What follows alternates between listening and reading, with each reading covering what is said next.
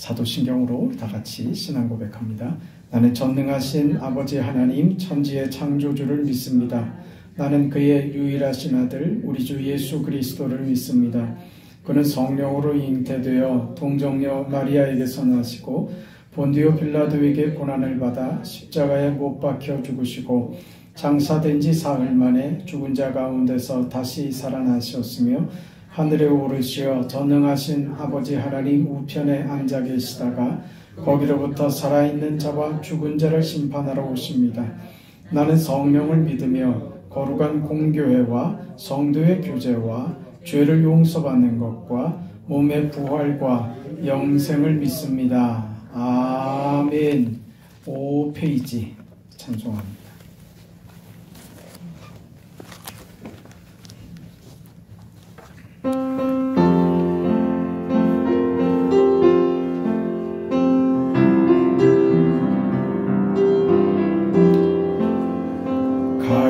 갈보리 십자가에 주님을 바라볼 때 하나님 크신 사랑 너무나 고마워라. 예수님의 십자가 이제는 나도 지고 이 생명 다 바쳐서 주님을 따르리라. 우리에게 믿음과 소망을 주시며 사랑으로 세상을 이기게 하셨네. 예수님의 십자가 이제는 나도 지고 이 생명 다 바쳐서 주님을 따르리라. 우리의 모든 간구 응답해 주시며 기도의 은혜로서 충만케 채우시네. 예수님의 십자가 이제는 나도 지고 이 생명 다 바쳐서 주님을 따르리라. 아멘. 하나님 말씀 요한복음 18장 33절에서 38절까지 말씀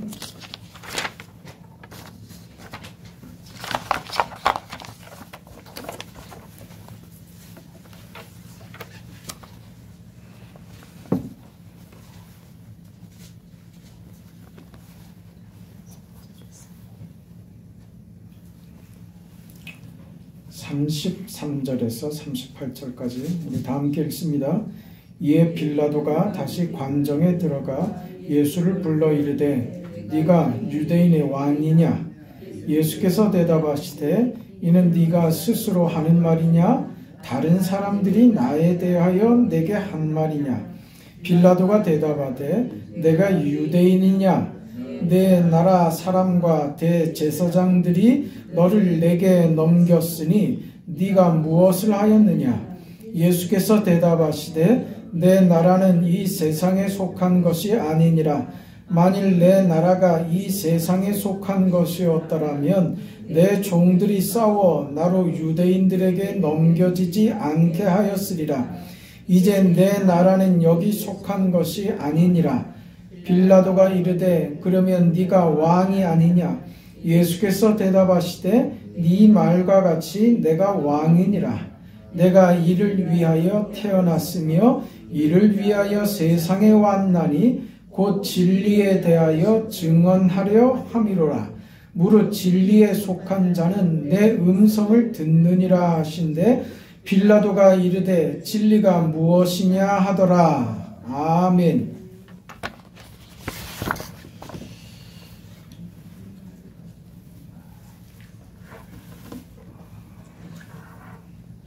그 예수님의 그 순환의 그 장면이 계속 이어지고 있습니다. 오늘 본문 중에는 지금 이제 예수님께서 그 빌라도에게까지 이렇게 잡혀오시는데 빌라도와 예수님의 대화, 빌라도가 신문하고 예수님께서 빌라도의 질문에 대답하시는 그런 내용입니다.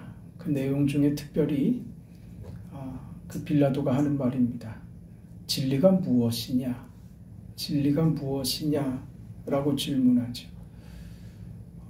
이 질문이 도대체 무엇인지, 예수님과 빌라도가 갖는 이 중요한 대화의 그 내용들을 오늘 우리가 좀 살펴보기를 원합니다. 빌라도가 예수님과 대화할 그 당시에 그의 심경을 우리는 본문 성경을 통해서도 충분히 그 짐작을 할 수 있습니다. 빌라도는 많이 흔들렸고 그가 사실은 무슨 결정을 딱히 하지 못하는 그런 상황이었습니다.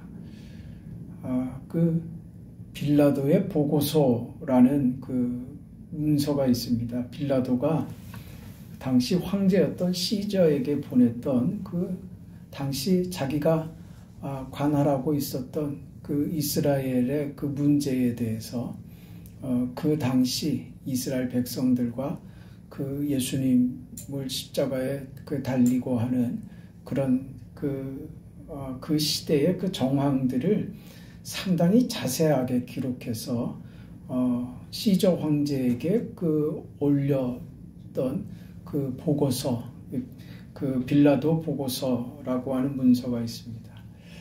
빌라도 보고서라고 하는 그 문서에 보면 당시 그 빌라도가 유대의 총독이긴 했지만 유대를 그렇게 자기가 원하는 대로 마음대로 통치할 수 있는 그런 어떤 치안력이 상당히 부족했다는 것을 확인할 수 있어요.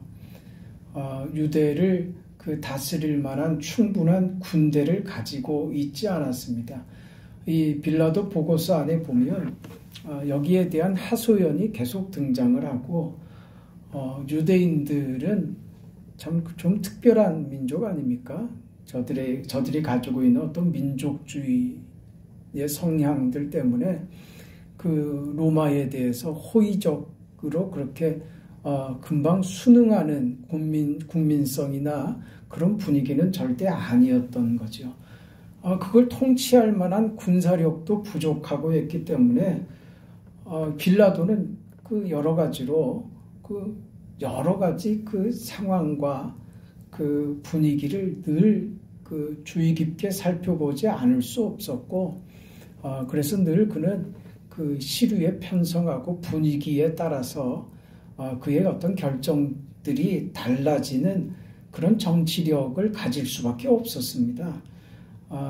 이게 또 주변에 있는 다른 총독들에게 이스라엘의 치안을 위해서 필요한 때에 군대를 요청하거나 하면 누구도 나서서 도와주질 않았다고 해요. 그런 총독들 간에 가지고 있는 어떤 정치적인 알력들, 남이 잘 돼서 내가 좋을 게 없다고 하는 그런 서로의 입장들과 이해들이 충돌이 되면서 빌라도는 치안력이 확보되지 않은 상태에서 주변의 어떤 협조도 받아내지 못하는, 말하자면 소신껏 통치하지 못하는 유대인들에게 상당 부분 끌려다닐 수밖에 없었던 그런 통치자였다는 것을 우리가 알 수가 있는데요. 그래서 이 빌라도는 그 보고서 안에 보면 이런 그 하소연들도 하는 데다가 그 안에 보면 그가 유대인들의 어떤 동향이나 특별히 예수님에 대한 그런 민중들의 군중들의 어떤 반응, 그 예수님의 그 행적에 대해서 상당히 소상히 그 정탐을 하게 했고, 그래서 거기에 대해서 계속 그 보고를 받고 있었다는 것을 그 보고서에서 그렇게 밝히고 있습니다. 그럼 뭐 빌라도로서는 당연한 그 행동이었죠.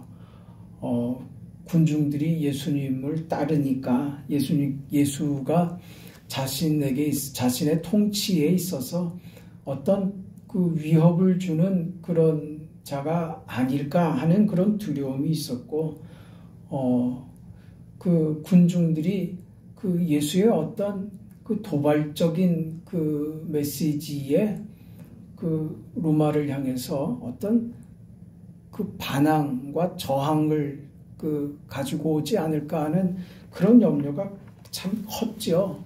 그러고 있는 차에 지금 그 대제사장들과 서기관들, 유대의 종교 지도자들이 예수님을 잡았고 그리고 자신에게까지 이렇게 그 데리고 왔던 것입니다. 자신 앞에 불려온 예수님에게 빌라도가 그렇게 묻습니다. 네가 유대인의 왕이냐? 그때 예수님께서 빌라도의 이 질문에 예수님께서 그 의도를 아시죠. 직접적으로 예수님께서 처음에는 답을 피하십니다. 뭐라고 반문을 하시는데 네가 한 그 말, 네가 유대인의 왕이냐라고 하는 그 질문이 네가 스스로 하는 질문이냐 아니면 남들에게 들은 말이냐 그렇게 반문하십니다. 이게 지금 예수님께서 이렇게 반문하시는 데는 지금 빌라도가 가지고 있는 두 가지 커다란 그 어떤 궁금증, 그에게 찾아온 어떤 호기심 같은 거, 그걸 지금 예수님께서 딱 짚으신 거예요. 너의 궁금증이냐? 아니면 저 군중들 때문에 나한테 묻는 것이냐? 이렇게 질문을 하시는 거예요. 오히려 반문을 하셨죠. 그럼 빌라도가 도대체 뭘 갖고 있었길래? 빌라도에게는요, 두 가지입니다. 하나는 그 예수의 어떤 정치적인 어떤 위협이 될 만한 인물인가 하는 그런 의문이었던 것이죠. 예수가 군중들을 그 선동해서 그 로마의 그 반란을 일으키는 그런 행동을 할 사람인가에 대한 그런 궁금증이었습니다. 이건 지금 그 당시 유대 사회를 봐야 할 필요도 있는데, 당시 유대 사회의 그 종교 지도자들이었던 제사장들이나 이 서기관들이 유대 군중들에게 그렇게 지지를 못 받고 있는 상황이었습니다. 왜냐하면 우리가 예수님께서 그 바리새인들을 공격하고 유대의 그 종교 지도자들을 끊임없이 공격하고 저들의 잘못을 예수님께서 지적하셨던 이유와 다 있기도 한데, 저들은 종교적으로 또 어떤 그 외식주의와 그 민족주의에 빠져 있을 뿐만 아니라 저들의 자리, 그 로마의 속국이면서도 저들에게 지금 저들이 가지고 있고 누리고 있는 기득권들, 자신들의 권리와 그 지위, 그 위치를 놓치고 싶지 않았던 것입니다. 그래서 로마의 그 어떤 그 힘에 저들이 붙어서 저들의 자리를 그 지키려고 자신들의 지위와 부를 보존하는 데 목적이 있었기 때문에 이것을 다 알고 있는 그 유대의 군중들에게 있어서 무슨 지지를 받지 못했던 것이죠. 이게 그 유대인들의 어떤 민족성이 걱정스럽긴 했지만 저들을 이끌고 무슨 로마의 반기를 들 지도자들이 이렇게 썩어 있었기 때문에 거기에 대해서 그렇게 염려가 안 됐던 게 사실인 거죠. 군중들은 두려웠지만 저들의 지도자들은 지금 저들하고 로마하고 지금 협력 관계를 잘 유지하고 있었단 말입니다. 그런데 누가 나타난 거예요? 예수라고 하는 인물이 나타난 거예요. 지금 군중들이 어떤 행동을 하려고 준비되어 있는 유대인들인데 저들은 어떤 반항심으로 언제 이 민족이 해방되냐 하는 것에만 관심이 집중되어 있는 유대인들인데 저들을 지도할 만한, 저들을 이끌고 민족의 해방을 위해서 뛸 만한 그런 인물들이, 지도자들이 없는 판에 지금 예수라고 하는 인물이 탁 하고 등장을 한 거예요. 그러니까 지금 로마의 총독 입장에서는 이 예수님의 행적이 대단히 신경이 쓰이지 않을 수 없었던 것입니다. 그래서 지금 예수께서 유대 군중들을 로마에 저항하도록 그렇게 지금 예수가 하지 않을까? 예수가 어떤 유대인들을 부추겨서 로마에 반항하도록 저항하도록 하지 않을까 하는 어떤 경계심이 먼저 빌라도에게 있었고, 두 번째는 그겁니다. 네가 유대인의 왕이냐? 라고 하는 질문이 그거였던 거예요. 왜 모르겠습니까? 계속 보고를 받고 있는 빌라도고, 우리가 알고 있는 것처럼 빌라도는 예수님에게 죄가 없다는 것을 알고 예수님의 무죄를 선언하기도 해요. 그리고 그 자신이 이 일에 엮이는 것을 대단히 불쾌하게 생각하고 못마땅하게 생각을 하고 있어요. 그 예수님을 두려워하는 거죠, 한편에. 왜요? 아니, 이 사람이 38년 된 병자를 고치고 문둥병자를 고치고 무리를 걷기도 하고, 아니 죽은 나사로를 살리는 능력을 가진 이 예수가 어찌하다가 지금 이 자리까지 오게 됐는지에 대해서 궁금하지 않겠어요? 이 예수라는 사람이 군중들을 선동하거나 아니면 내가 들었던 대로, 내가 알고 있는 대로 이 사람이 가지고 있는 어떤 능력으로 무엇이라도 할 텐데 왜 이 지경에, 왜 여기서, 왜 이러고 있는가 하는 것이 그는 도무지 이해가 안 됐던 것이죠. 이 두 가지, 그는 말하자면 한 가지는 정치적인 어떤 의문이고 또 한 가지는 종교적으로 가지는 그의 호기심이었던 거예요. 그래서 예수님에게 그렇게 질문했던 거죠. 네가 유대인의 왕이냐? 이거죠. 그 예수님께서 네가 묻는 질문이 네가 하는 질문이냐? 아니면 남에게 들은 말이냐? 이렇게 반문하신 이유입니다. 이 말은 다시 말해서 지금 네가 나에게 이 질문을 하고 있는데 이 질문이 너의 지위를 안전하게 확보하기 위해서 하는 질문이냐? 아니면 네가 정말 내가 유대인의 왕, 말하자면 네가 진리를 알고 싶어서 나에게 질문하는 것이냐? 이렇게 물으시는 거예요. 그러니까 빌라도는 그 자기의 중심과 자신의 의도가 예수님 앞에 그냥 노출돼 버린 거죠. 확 찔린 거죠. 뭔가 대답을 해야 되잖아요. 그러니까 뭐라고 답합니까? 선을 긋죠. 네가 유대인의 왕이냐? 네가 유대인의 왕이냐? 그 질문이 네 지위 때문에, 지위에 대한 어떤 불안감 때문에 하는 거냐? 아니면 네가 정말 진리에 대해서 알고 싶어서 종교적 어떤 구원의 열망 때문에 하는 것이냐? 이렇게 딱 물으니까 빌라도가 대본에 뭐라 그래요? 이게 뭐가 뭔지는 이게 분명히 유대인들이 주장하는 대로만의 내용은 아닌 것은 분명히 알겠어요. 그의 양심도 그렇게 얘기하고 그가 가지고 있는 상식도 그렇게 얘기를 하는데 거기에 대해서 예수님께서 딱 찌르니까 그가 하는 말이에요. 뭐라고 대답합니까? 내가 뭐라 그래요? 내가 유대인이냐? 이게 무슨 말입니까? 내가 로마인이지 내가 유대인이냐? 내가 너희들 일에 무슨 관심이 있느냐 그 말이죠. 네가 유대인의 왕이든 말든 나하고 무슨 상관이냐 이거예요. 뭐예요? 나는 종교적 이 관심으로 너를 대하지 않겠다고 하는 그의 결정인 거예요. 네?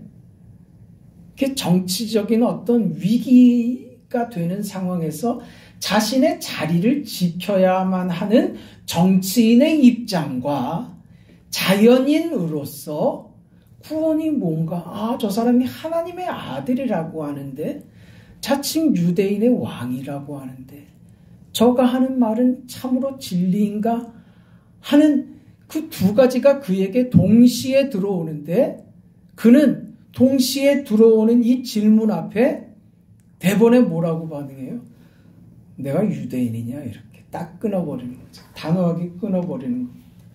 이게 우리가 대하는 세상의 반응이에요. 세상의 반응이에요.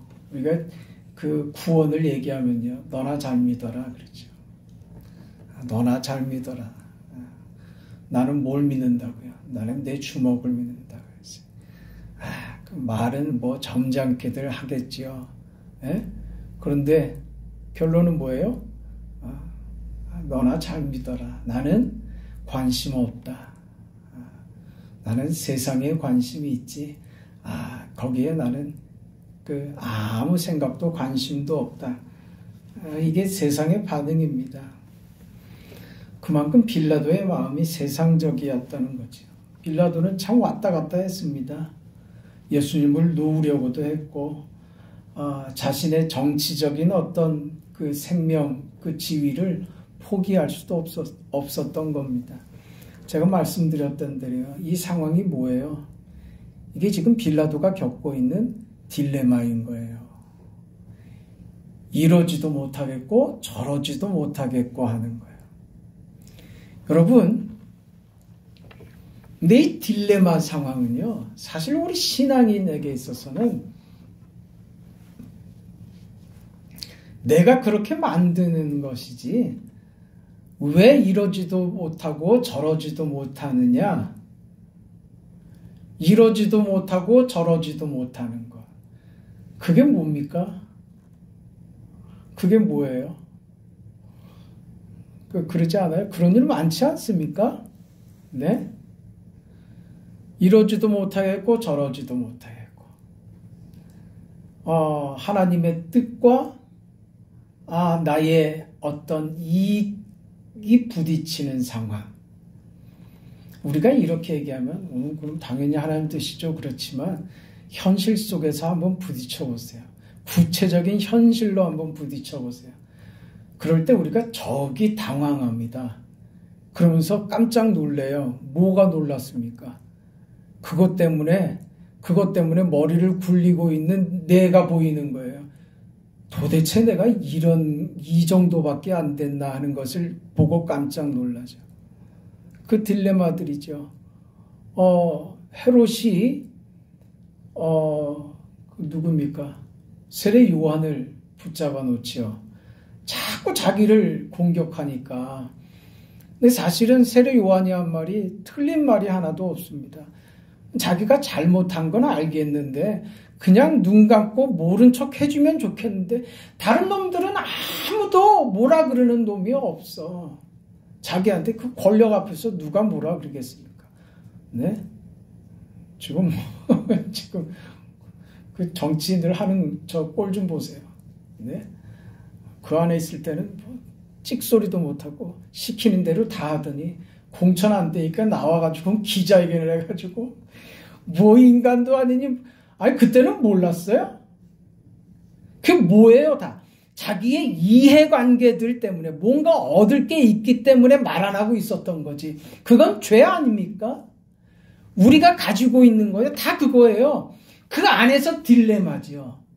그래서 내가 원하는 것을 얻으면 입 다물고 끝까지 가는 거고, 쫓겨나면 어떻게 해요? 그때는 결정이 됐으니까. 왜 열받으니까 나만 당할 수 없다고 하고서 이렇게 터트리는 거지. 그건 참 그놈이다 그놈이나지. 참 우리 수준이 그렇다고요. 나는 안 그럴 것 같다고요? 아니라니까요. 우리가 왜 딜레마 상황을 겪냐고요.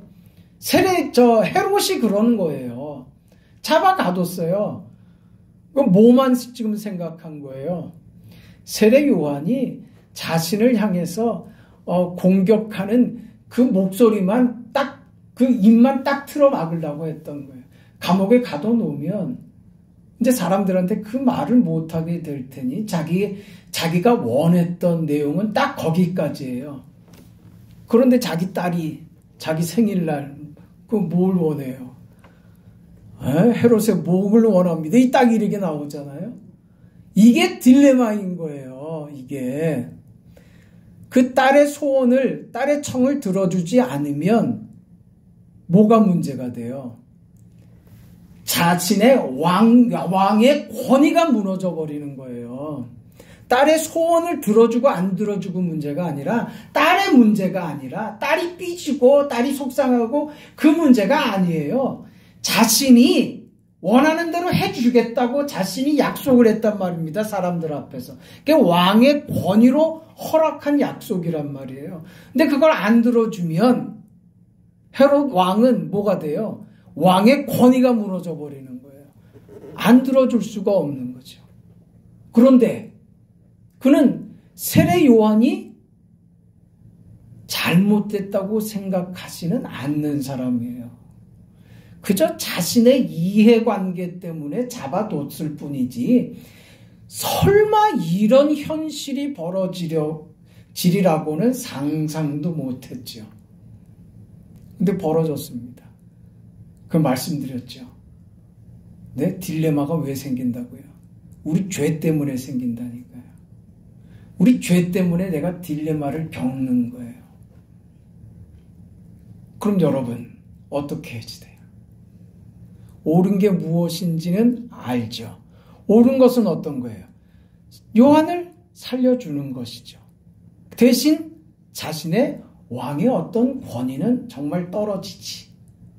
그럼에도 이것은 아니다라고 진리의 편을 택해야 되는데 사람이 어떻더라고요? 그거 못한다고요. 네? 세례 요한을 죽이면 죽였지 자신의 권위를 떨어뜨리는 일은 못하더라. 그게 인간이라니까요. 성경이 이런 기록을 왜 하는지 우리가 새겨야지 돼요. 지금 빌라도 얘기를 왜 하고 있는지, 빌라도 얘기를 하면서 도대체 무슨 얘기를 하고 싶은 건지 성경이, 그걸 우리가 깨달아야지 돼요. 빌라도도요, 그 지경에 들어간 거예요. 딱 딜레마지요. 네? 지금 유대인들은 예수님을 잡아 죽이려고 들죠. 그 자신은 나는 이 자에게서 죄를 찾지 못하겠다. 그러지 않습니까? 근데 유대인들이 뭐라고 반응해요? 저를 십자가에 못 박으라고. 우리는 저를 용서할 수 없다고. 그럼 밀란이 일어날 것 같은 거죠. 그러니까 지금 빌라도는 결정적으로 어떤 선택을 합니까? 자신의 지위를 위해서 예수께서 죄가 없다는 사실을 알고 있음에도 불구하고 자신을 위해서 예수를 죽이는 편을 택하죠. 보세요.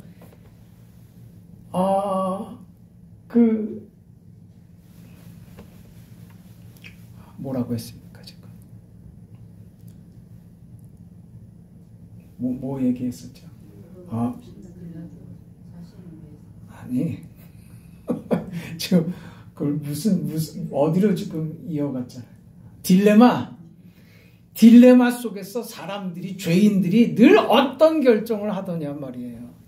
헤롯이 그랬던 것처럼 빌라도도 역시요. 그러나 양심은 있어서 그가 마지막으로 했던 일이 뭡니까? 유대인의 왕이라고 명패를 써서 그 예수님의 십자가 위에다가 유대인의 왕이라고 써놓는 거예요. 유대인들이 반대하죠. 그런데 그것마저 그가 양보할 생각은 없었어요. 그래서 유대인의 왕이라고. 유대인들은 뭐라고 하길 원했어요? 자칭 유대인의 왕이다. 그러길 원했죠. 그러나 빌라도는 그렇게 허락하지는 않아요. 유대인의 왕이다 쓰고 십자가에 못 박는 것을 허락하고 말죠. 그는 그러면서 손을 씻죠. 나하고 상관없다고. 자기가 상관없다고 말하면 상관없는 게 됩니까? 우리는 그러고 싶다고요. 근데 우리는요, 내 생각, 나의 이해관계, 내 목적, 내가 하고 싶은 어떤 것하고 딱 걸리면 끝까지 고집부려서 내가 하고 싶은 대로 하고야 만다니까요. 그게 딜레마 상황에 딱 걸리고 부딪히는데도 불구하고 그렇게 한다니까요. 다를 바 없습니다.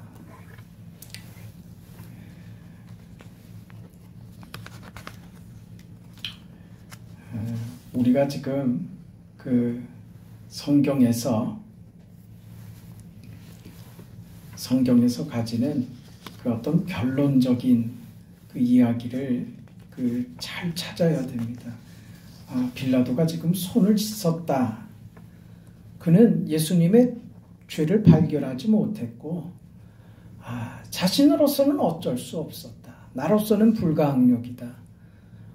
만일 누구라도 내 자리에 지금 이 상황에 누구라도 나와 같은 결정을 했을 것이다 라고 자신을 합리화하고 정당화하면서 이 일에서 손을 씻는 것이죠. 손을 씻습니다. 예수님이 옳은 줄 알았지만 예수님의 편을 끝까지 들지 않았습니다. 성경이 이 이야기를 하는 것은요, 빌라도를 성토하자고 하는 말이 아닙니다. 결국 지금 무슨 말이냐면요, 진리 앞에, 진리 앞에, 하나님의 진리 앞에, 구원과 영생 앞에 한 인간이, 죄인인 한 인간이 하나님의 진리를 대면하는 그 순간, 진리가 무엇이냐? 진리가 무엇이냐?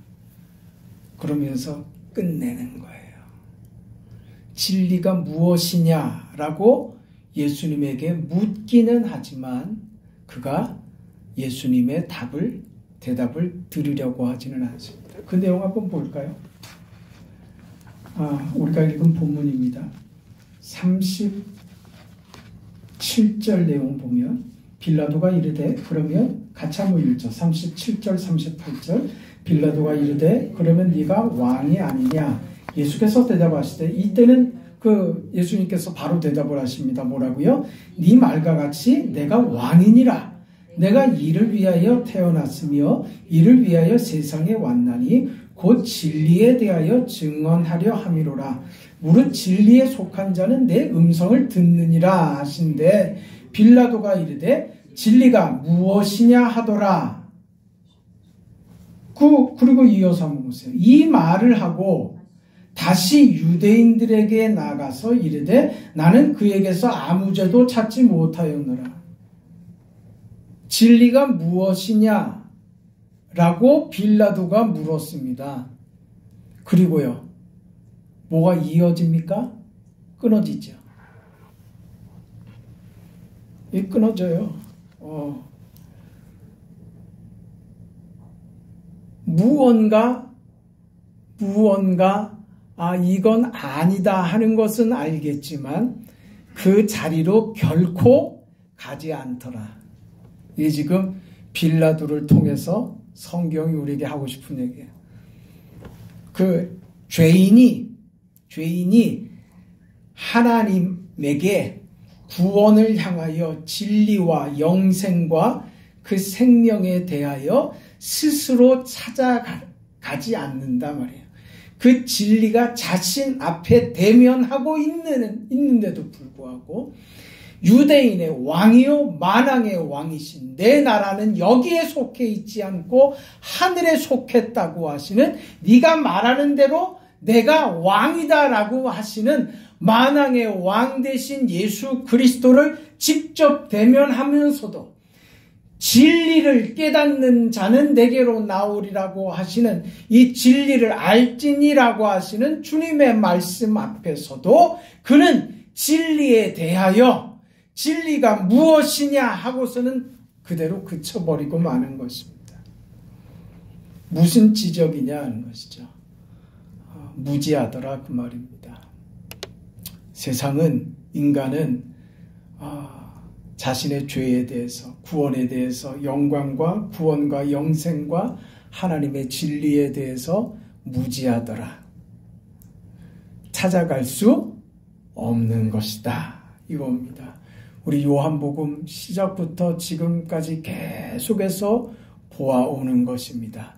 1장에 이야기하셨던 대로 빛이 세상에 왔으되 어둠이 빛을 좋아하지 않더라. 빛을 거부하는 게 세상입니다. 이 얘기예요. 그러면서 빛으로 나오는 자는요, 아버지께서 내게 주신 자들을 내가 하나도 잃어버리지 않았습니다. 요한복음은 결국 이 얘기인 거예요. 뭐요?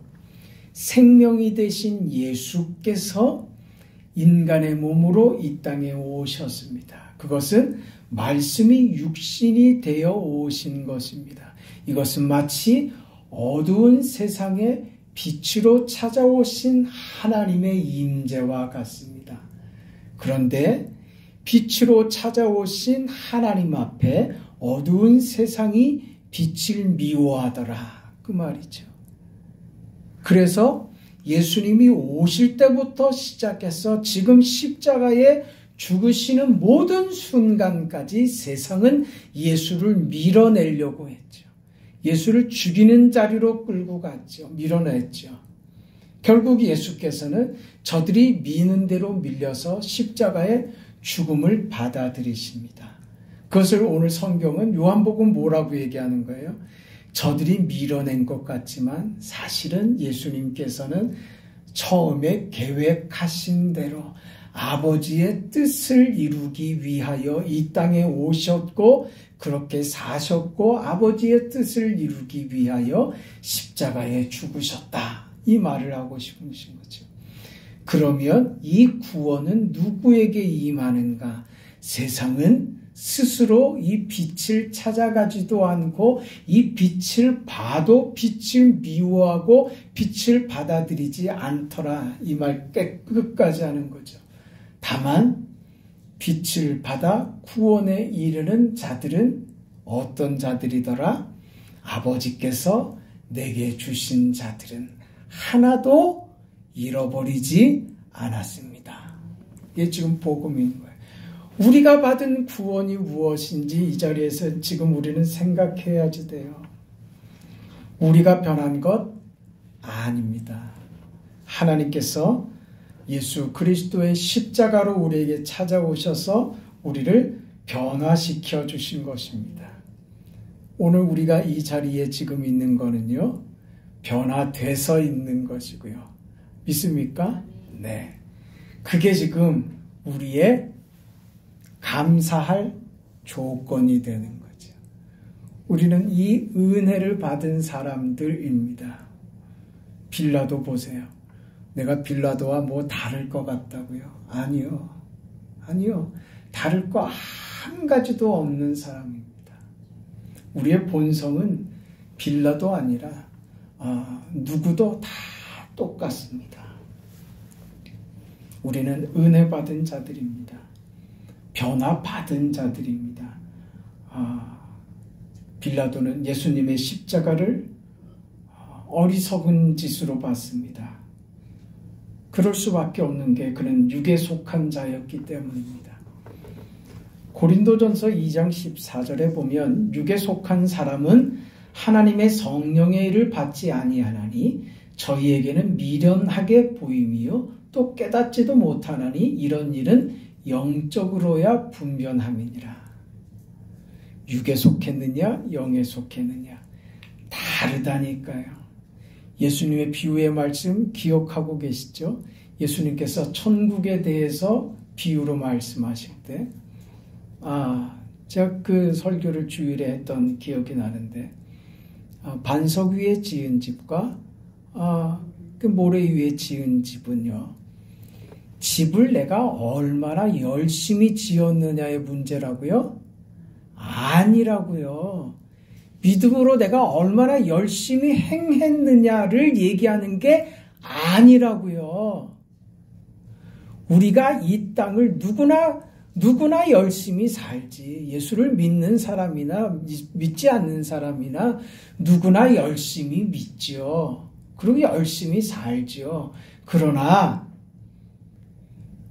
육에 속한 사람들, 그 비유대로 하자면 모래 위에 터를 잡고 집을 짓는 사람은 아무리 열심히 집을 짓는다 할지라도 그건 헛수고다 그 말이죠. 우리가 열심히 해야 된다는 말 하려고 하는 말이 아니에요. 물론 열심히 살아야지요. 그러니까 우리의 열심이, 우리가 살아온 우리의 인생이 헛되지 않은 인생이 되는 것은 나의 노력 때문이 아니라 뭐 때문이라고요? 나의 근거가, 나의 기반이 누구기 때문에? 하나님이시기 때문에 그 말이다 있죠. 얼마나 열심히 살았느냐 그거 판단하자고 하는 게 아니라 너 뭘 위해 살았냐 그거 묻는 거지요. 네 인생의 기반이 예수였냐 십자가였냐, 네 인생의 기반이 세상이었냐 그거 묻는 거죠. 네?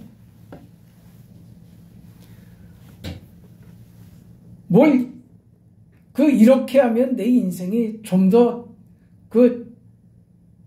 나아지고, 좀 더 이렇게 하면 손해볼 것 같고, 그게 우리 인생의 결정이 돼서는 안 된다는 거예요.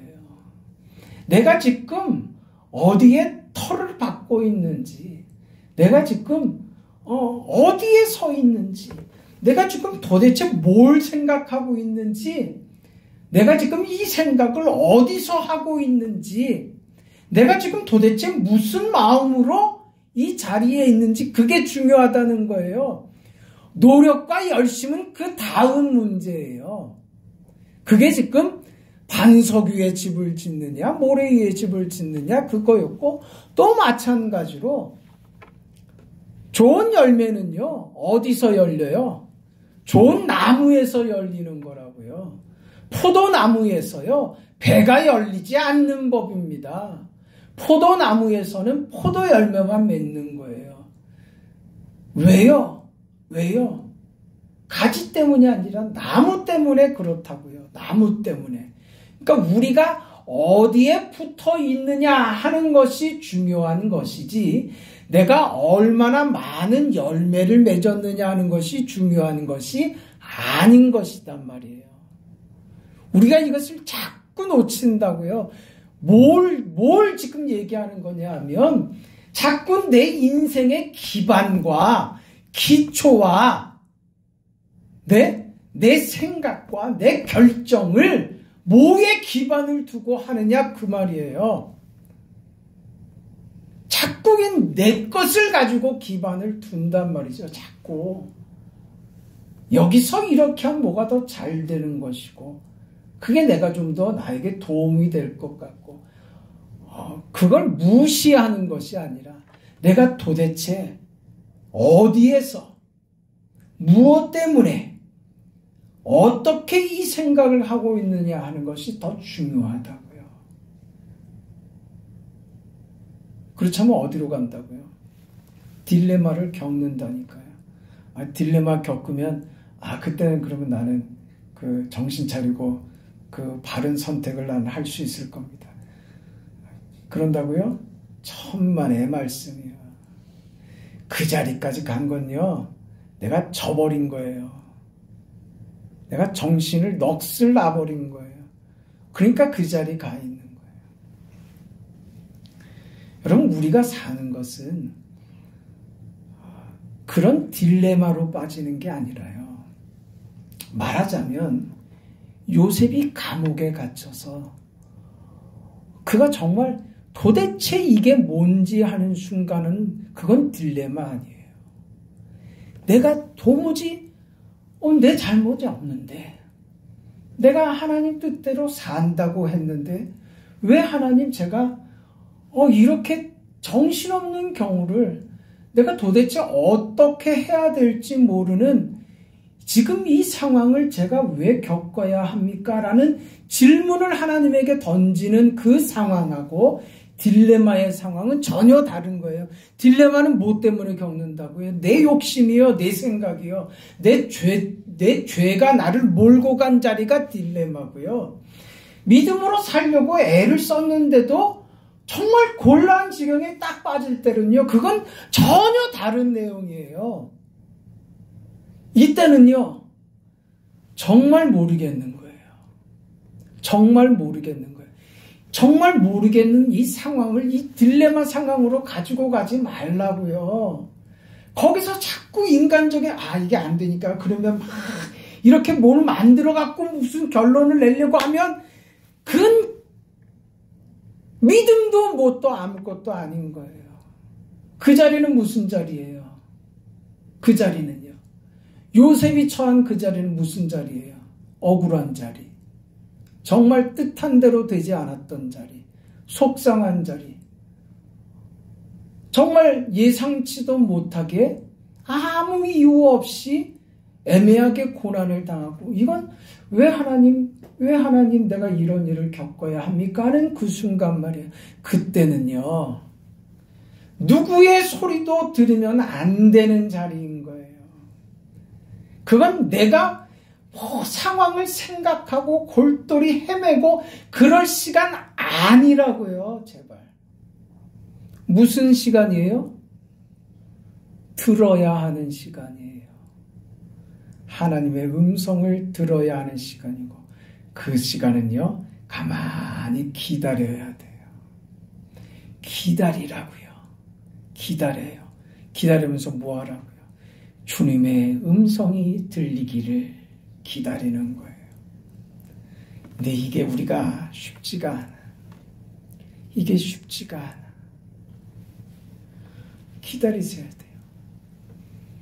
주님의 음성을 들으려고 그 시간은요. 발버둥을 쳐야 되는 거예요.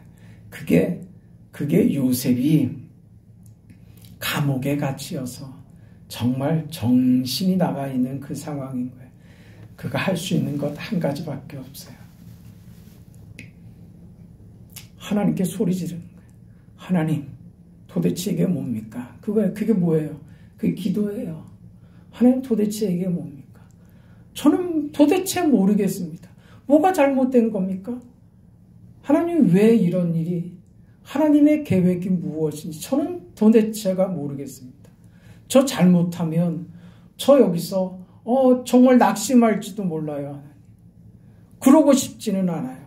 하나님, 저를 꼭 붙잡아 주세요. 라고 세상의 귀를 닫고 세상의 귀는 어떻게 해요? 따라야 돼요. 세상의 귀는 닫고 하나님을 향한 영의 귀만 열려 있어야 돼요. 입은요, 닫으세요. 귀는 하나님만을 향하여 열어놓으셔야 돼요. 그렇지 않으면 반드시 우리는 실수합니다. 실수해요. 그게 우리가 받은 믿음이에요. 여러분, 우리는요, 얼마든지 빌라도처럼 될 수 있어요. 예수 앞에서 궁금한 게 있는데 차마 그쪽으로는 결국 가지 못하는 빌라도 말입니다. 우리 누구나 그렇다니까요. 우리가 받은 구원과 은혜와 복음, 우리는 이미 하나님의 은혜로 변화된 사람으로 이 자리에 서 있다는 것은 어떤 의미냐? 하나님이 우리 인생을 책임지신다고 하는 자료입니다. 그걸 믿는다면 하나님께 귀를 기울이세요. 그리고 하나님, 저를 육에 속한 사람이 아니라 성령에 속한 사람이 되게 하셨으니 감사합니다. 영적으로 분별하겠습니다.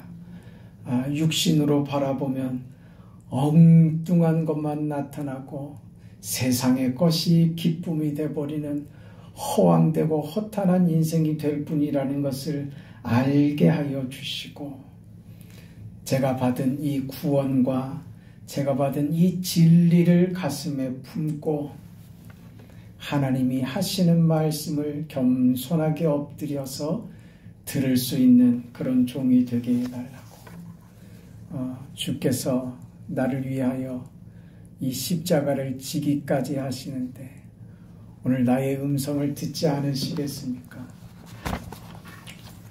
여러분의 이야기를 누군가 귀를 기울여서 들어주면 얼마나 좋겠어요. 근데 내 얘기 들어주면 너무 좋지요. 내 얘기를 들으면서 눈물까지 흘려주면 얼마나 더 좋겠어요. 정말 감사하지. 정말 저 사람이 나를 위해서 눈물을 흘려주다니. 감동하지요. 그렇지요. 그런데 이런 나를 위해서 죽어주기까지 한다면 그거 여러분 생애에 있을 수 있는 이야기이겠습니까? 여러분, 세상에 어떤 사람의 위로가 우리에게 정말 도움이 되는 경우들이 있습니다. 우리는 서로에게 귀를 기울여서 들어줄 필요가 있고, 그런 위로와 상대를 위해서 눈물을 흘려줄 줄 아는 그런 마음들을 우리가 가져야 됩니다.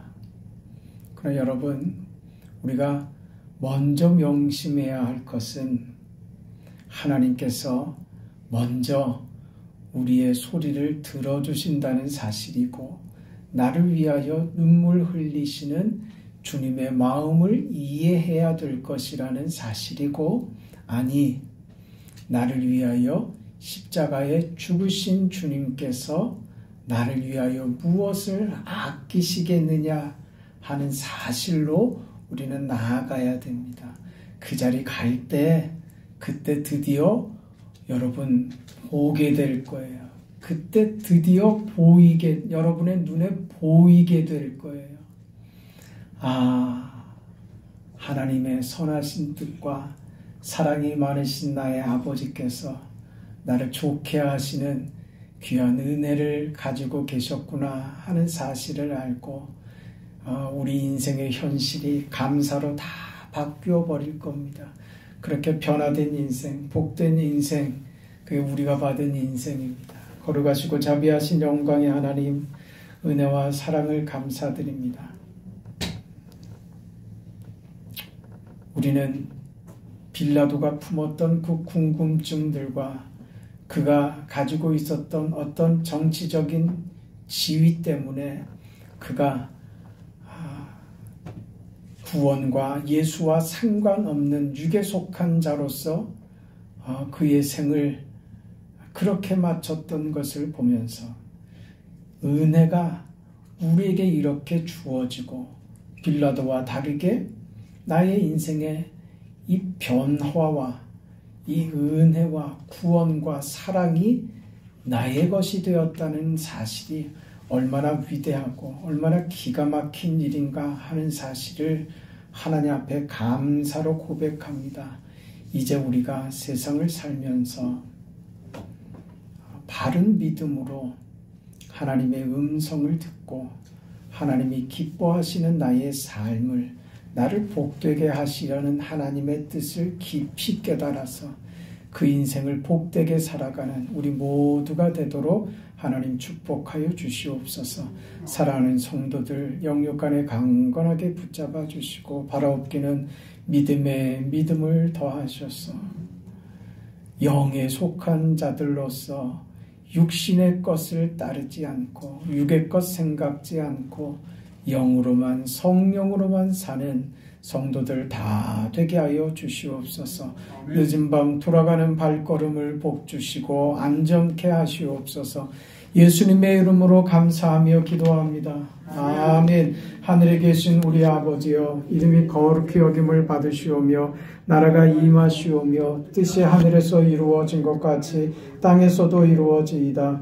오늘 우리에게 일용할 양식을 주시옵고 우리가 우리에게 죄 지은 자를 사하여 준 것 같이 우리 죄를 사하여 주시옵고 우리를 시험에 들게 하지 마시옵고 다만 악에서 구하시옵소서. 나라와 권세와 영광이 아버지께 영원히 있사옵나이다. 아멘.